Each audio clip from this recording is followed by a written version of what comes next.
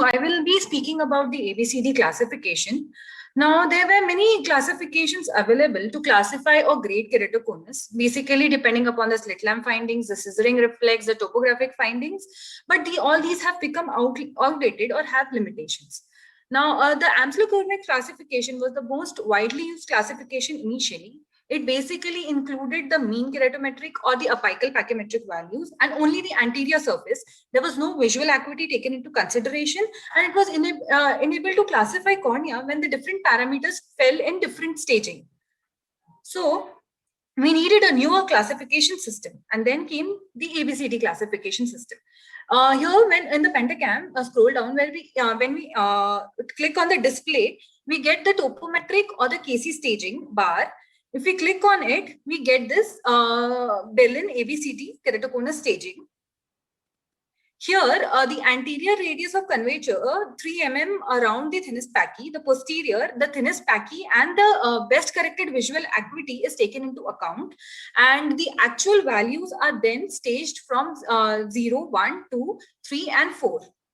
Finally, giving a staging below, which we can see as A0, B0, C0, and D0. Now, this is the grading system where the values of the anterior, the posterior radius of curvature, 3 mm zone, the thinnest pachy, the best corrected visual acuity, according to their values, are staged into 0, 1, 2, 3, and 4 stages. The best part of this classification is that it does not include only the anterior, it includes the posterior also, and it is measured around the cone and not at the apex. So the best corrected visual acuity is not incorporated into the machine. We need to fill in the best corrected visual acuity, save it, and then it gives the final grading. So this is a patient with early keratoconus, and this is the staging given by the ABCD. The second case is patient with moderate keratoconus, and again the grading given as A2, B2, C2, and D1. This is a patient with an advanced keratoconus, and the grading has for A and B has reached more than 4. The C shows a thin pachy, and the best corrected visual acuity is seen to be 20 by 100, and that has been graded as D2. Now, we have already defined progression as increase in 0.5 diopter or more in 2 keratometric values that are 6 in a steep meridian between 2 sagittal curvature maps 6 months apart. So, or it can be decrease in the corneal thickness of 10% or more at the thinnest point between 2 pachymetric maps. Now, this is the comparative map showing progression. The patient had come in 2017 and then in 2020.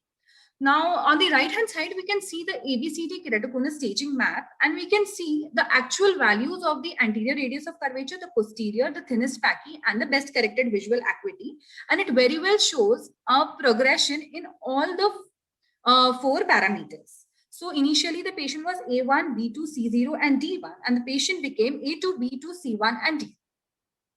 Now, this is the map showing the progression of for 3 visits.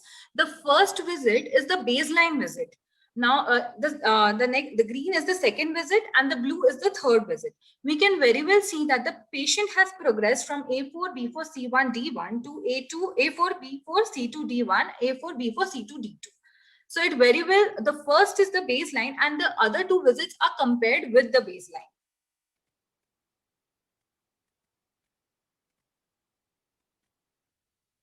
Now, this is a comparative map of a patient showing that the keratoconus is stable and has not progressed. So this ABCD map, topometric KC staging very well shows that the keratoconus has not progressed in all the 4 parameters and the patient is stable.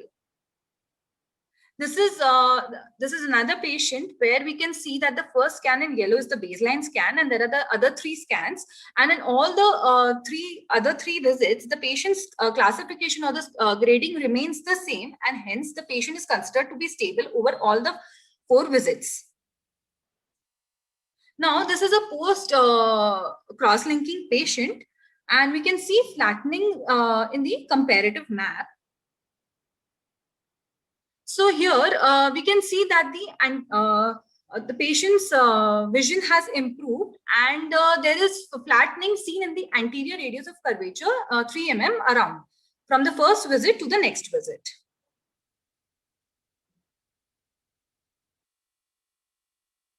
This is again a patient that is has come for us for follow-up over a period of a long time, and we can see that the patient has is stable. The visual acuity is perfect, and there is flattening in both the anterior radius of curvature as well as the posterior radius of curvature.